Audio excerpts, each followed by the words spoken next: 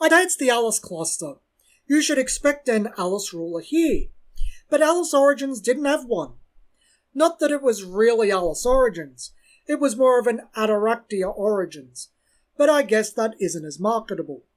Alice, the girl in the looking glass, feels like such a throwback to Grim Cluster. Judgment cost of Water 1. She can also tap to search your deck for her regalia, Deep Blue the Phantom Board. You don't see many tap effects on rulers outside of this card from SKL onwards. This is more of a Grim and Valhalla type effect that has never been worth the loss of momentum caused by losing a stone drop. Since it's been mentioned, it's probably best to talk about Deep Blue now. It has a colour fixing ability, turning water into wind and fire. Not a bad base ability at all.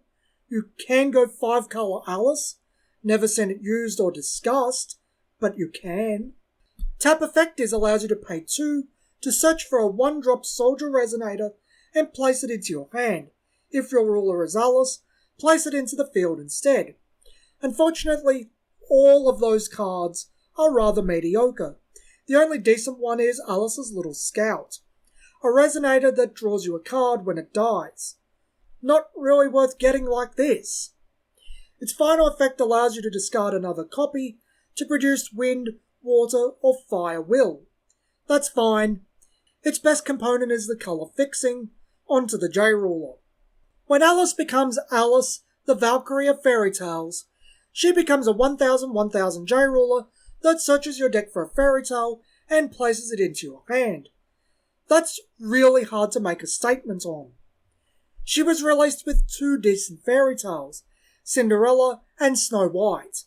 She did get further in themed fairy tales later in Alice Cluster, but Grim Cluster had the far superior Grim Ruler for a fairy tale based deck, and by the time Lapis rolled around, Alice was completely irrelevant. Maybe in a cluster format should be worth looking at, but probably not. There are better choices. She stops counters being removed from fairy tales, which is surprisingly better than it sounds. For its time, Snow White was not a bad card at all.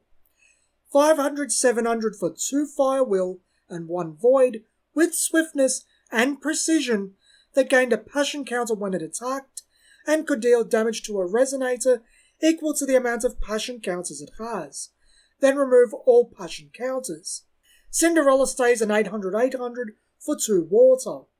The Tea Party engine doesn't lose their counters, and Thumbelina can just keep making her buffs bigger. It does require you to keep a J-Ruler safe, which isn't terribly likely with Black Moonbeam in Alice Cluster. Fun idea, a lot of fun, just easily dismantled by control.